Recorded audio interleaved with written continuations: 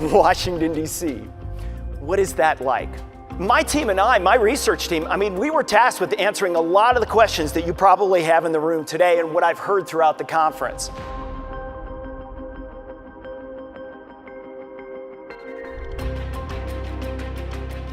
Why are the financial markets so volatile? Are we slipping into a global recession? What's going on with U.S. trade policy? The best news I can bring you today is that I'm going to help you with these. So how are we going to do all this? Well, I'm going to take you on a little bit of journey through my time in Washington, D.C.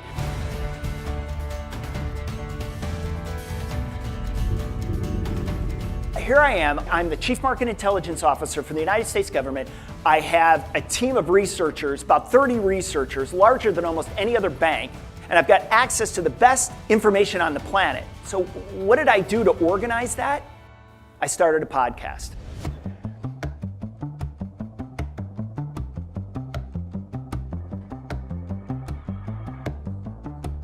It's a model that looks at the big stories and themes that are driving economic momentum and the financial markets. And I know that sounds a little strange, but let me give you an example.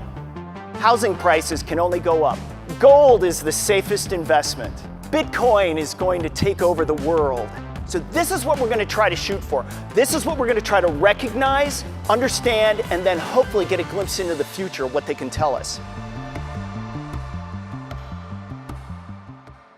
I created this model for one purpose and one purpose only, is so I could understand the world. What we're trying to do is set up the structure by which we can understand the future. So I took these narratives, the big narratives that are out there that are driving the economy, driving the markets, driving everything that's going on in the world, and I shaped them as planets. So the core of our financial system is truly the Federal Reserve policy.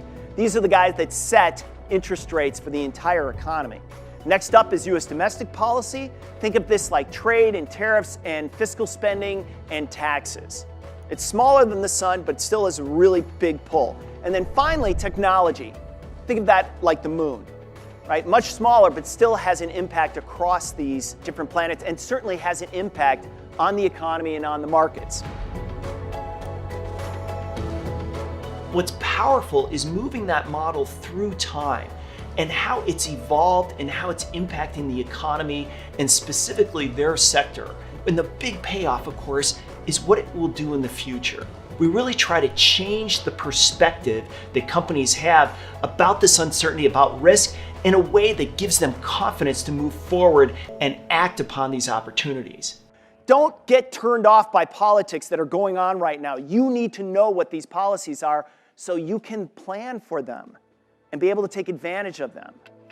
Ford Motor Company in 2006 gathered all of their bankers and they said to them, we want to leverage up all of our assets for about $24 billion in liquidity. And at the time they were crucified by analysts. They said, oh, this is a desperate act by a desperate company. Ford Motor Company, by adjusting to what they saw were the risks out there, they became an ongoing concern through the 2007-2008 financial crisis. They did not go bankrupt. They were not GM. They actually took over parts of GM's sales. What can you do to adjust to these circumstances? Can you predict out using this model? Can you come together and learn from each other to find a way forward to survive what's happening now? Because if you can do that, then that's really the good news. I'm Andy Busch. Thank you very much.